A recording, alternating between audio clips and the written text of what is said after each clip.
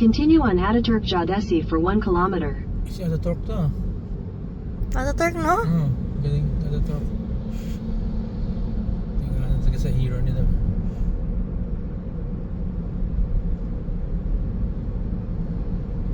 Oops, pasok ka Ataturk.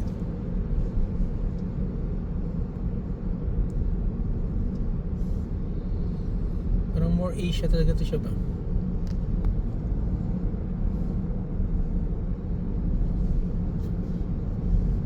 Uy. Beach na. Oh, beach area talaga tong Kanakal.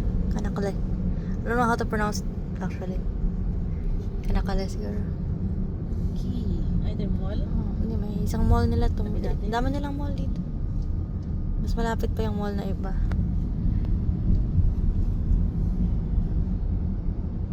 Stay ka lang siguro in this lane pa kasi parang sa directions ganun eh. Hindi tayo. Medyo confusing tong next ano. Dapat lang sa beach talaga tayo. Dardanelle.